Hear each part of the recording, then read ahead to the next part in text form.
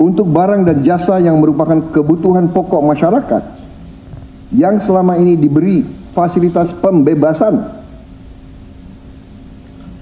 atau dikenakan tarif PPN 0% masih tetap berlaku.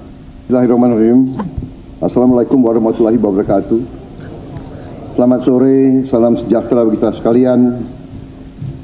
Shalom, salve, Om Swastiastu, Namo Buddhaya, salam kebajikan. Terima kasih saudara-saudara sekalian, teman-teman dari media, saudara-saudara sekalian.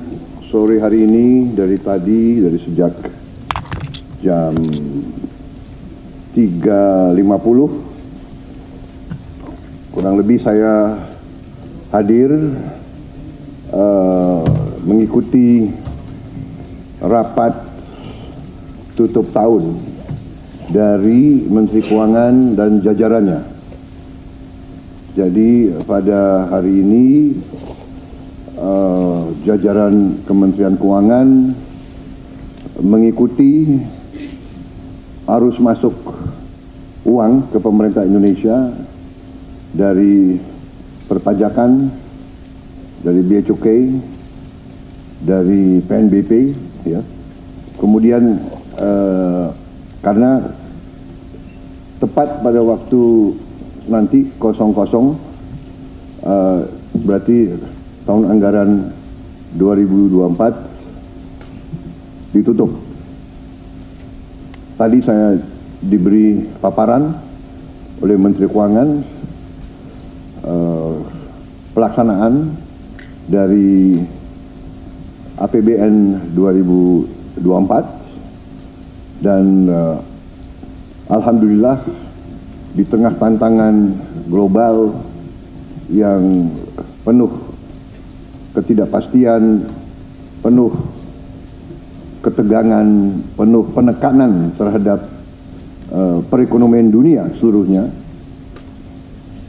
yang mempengaruhi harga-harga komoditas, yang ujungnya mempengaruhi penerimaan kita, juga mempengaruhi harga-harga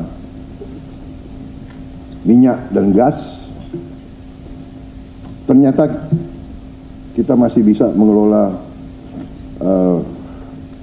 keuangan negara dengan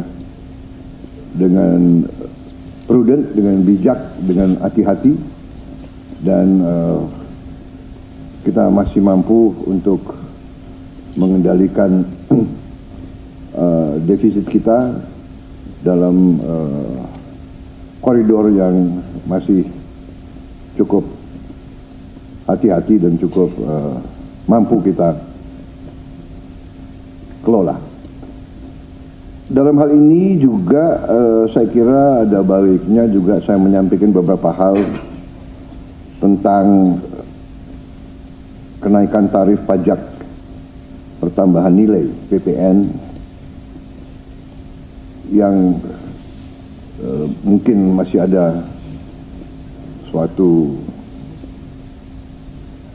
keraguan-raguan atau suatu ketidakpemahaman, ya, yang tepat, sehingga saya setelah koordinasi dan diskusi dengan Menteri Keuangan dan jajaran beberapa kementerian lain, saya merasa perlu bahwa untuk menyampaikan sendiri masalah PPN 12% ini. Jadi saudara-saudara sekalian, kenaikan tarif pajak pertambahan nilai menjadi 12% ini merupakan amanah, merupakan perintah dari Undang-Undang Nomor 7 Tahun 2021 tentang harmonisasi peraturan perpajakan. Jadi, sesuai kesepakatan pemerintah Republik Indonesia dengan DPR tahun 2021, kenaikan tarif dilakukan secara bertahap dari 10% menjadi 11% mulai 1 April 2022. Ini sudah dilaksanakan. Dan kemudian perintah undang-undang dari 11% menjadi 12% pada 1 Januari 2025 besok. Kenaikan secara bertahap ini dimaksud agar tidak memberi dampak yang signifikan terhadap daya beli masyarakat, terhadap inflasi, dan terhadap pertumbuhan ekonomi. Saudara-saudara, sudah merupakan sikap pemerintah yang saya pimpin, juga saya yakin juga pemerintah pendahulu saya, bahwa setiap kebijakan perpajakan harus selalu mengutamakan kepentingan rakyat secara keseluruhan, perlindungan daya beli rakyat, serta mendorong pemerataan ekonomi. Komitmen kita adalah selalu berpihak kepada rakyat banyak, berpihak kepada kepentingan nasional, dan berjuang dan bekerja untuk kesejahteraan rakyat. Karena itu, seperti yang sudah saya sampaikan sebelumnya dan telah berkoordinasi dengan DPR RI, hari ini pemerintah memutuskan bahwa kenaikan tarif PPN dari 11% menjadi 12% hanya dikenakan terhadap barang dan jasa mewah. Ya, saya ulangi ya, supaya jelas. Kenaikan tarif PPN dari 11% menjadi 12% hanya dikenakan terhadap barang dan jasa mewah, yaitu barang dan jasa tertentu yang selama ini sudah terkena PPN barang mewah, yang dikonsumsi oleh golongan masyarakat berada, masyarakat mampu. Contoh, pesawat jet pribadi itu tergolong barang mewah yang dimanfaatkan ataupun digunakan oleh masyarakat papan atas. Kemudian kapal pesiar, yacht, ya, motor yacht. Kemudian rumah yang sangat mewah, yang nilainya di atas golongan menengah. Artinya, untuk barang dan jasa yang selain tergolong barang-barang mewah, ya, tidak ada kenaikan PPN, yakni tetap sebesar yang berlaku sekarang, yang sudah berlaku dari sejak tahun 2022. Untuk barang dan jasa yang merupakan kebutuhan pokok masyarakat, yang selama ini diberi fasilitas pembebasan atau dikenakan tarif PPN 0%, masih tetap berlaku. Ya, saya ulangi, barang dan jasa yang merupakan kebutuhan pokok masyarakat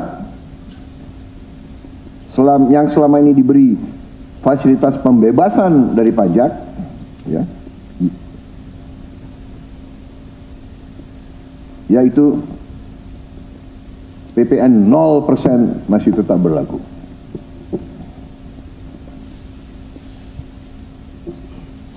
Pemerintah telah berkomitmen memberi paket stimulus. Ya. Nilai stimulus itu adalah 38,6 triliun. Seperti yang pernah diumumkan sebelumnya. Bantuan beras untuk 16 juta penerima bantuan pangan, 10 kg per bulan. Diskon 50% untuk pelanggan listrik dengan daya maksimal 2200 volt pembiayaan industri padat karya, ya. Insentif PPh pasal 21 bagi pekerja dengan gaji sampai dengan rupiah 10 juta per bulan. Kemudian bebas PPh bagi UMKM beromset kurang dari 500 juta per tahun dan lain sebagainya. Jadi paket stimulus ini nilainya semua adalah 38,6 T. Untuk barang dan jasa yang dibutuhkan oleh masyarakat banyak,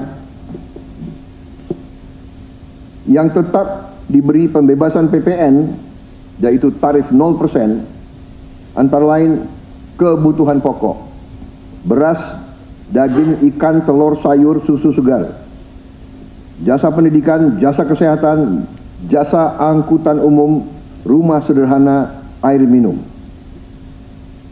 Saudara-saudara, dengan ini saya kira sudah sangat jelas bahwa pemerintah akan terus berupaya untuk menciptakan sistem perpajakan yang adil dan pro rakyat. Saya kira hal-hal yang lebih teknis akan ditindaklanjuti oleh kementerian-kementerian yang terkait dan semua lembaga yang terkait. Saya kira itu saja dari saya. Terima kasih. Wassalamualaikum warahmatullahi wabarakatuh. Salam Salve, Om Santi Santi Santi, Om Namo Buddhaya, salam kebajikan, dan selamat malam tahun baru. Dan saudara lihat, malam tahun baru pemerintah masih bekerja, ya. Sampai nanti jam 00.00 pemerintah tetap sebagian besar pejabat ada di kantor masing-masing. Saya kira itu. Sekali lagi untuk seluruh saudara-saudaraku sebangsa dan setanah air, selamat menghadapi tahun baru. Kita hadapi tahun baru dengan gembira, optimis, percaya diri bahwa Indonesia akan bangkit. Terima kasih. Selesai.